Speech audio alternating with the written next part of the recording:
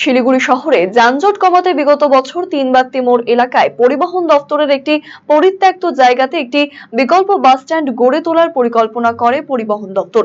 সেই ভাবনাকে বাস্তবায়িত করতে বিশেষ উদ্যোগ গ্রহণ করে শিলিগুড়ি পুর নিগম। বাস স্ট্যান্ডের কাজও শুরু হয়, কিন্তু আইনি জটিলতায় বেশ কিছুদিন থমকে থাকে কাজ। মূলত বাস স্ট্যান্ডের প্রবেশপথ নিয়ে জটিলতা শুরু হয় রেল এবং রাজ্য সরকারের মধ্যে। তবে জটিলতা মিটিয়ে খুব শীঘ্রই শহরের মধ্যে থাকা বেসরকারি বাস এবং কিছু সরকারি বাসকে ওই বাস স্ট্যান্ডে থেকে চলাচলের সিদ্ধান্ত গ্রহণ করা হয়েছে। খুব শীঘ্রই বাস স্ট্যান্ড চালু হবে বলে আশাবাদী শহরের মেয়র তথা তেনজিং নোরগে উন্নয়ন উপদেষ্টা কমিটির চেয়ারম্যান গৌতম দেব। তিনবাত্তিতে গেছিলাম, ওখানে আমরা বাস পরিবহনের জন্য এনবিএসটিসি নয়, ট্রান্সপোর্ট ডিপার্টমেন্টের সহায়তায় আমরা একটা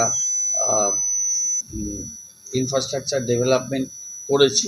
সেখানে যত তাড়াতাড়ি সম্ভব এনবিএসটিসি এবং সরকারি বাস এবং আমাদের বেসরকারি বাস পরিষেবা ওখান থেকেও শুরু হবে একটা ভালো পরিবেশে এবং ভালো ইনফ্রাস্ট্রাকচার আমরা তৈরি করেছি।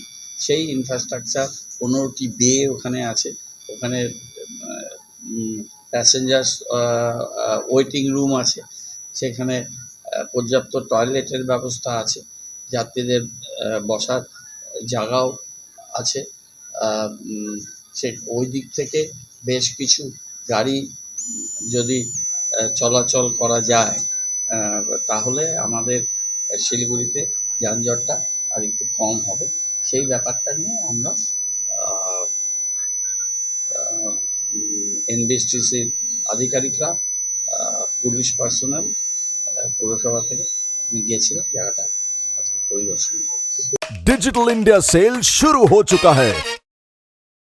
इंस्टेंट डिस्काउंट, सबसे कम दाम, पाएं नो कॉस्ट ईएमआई, बेहतरीन आफ्टर सेल सर्विस और बेमिसाल एक्सचेंज वैल्यू। आज ही रिलायंस डिजिटल आइए।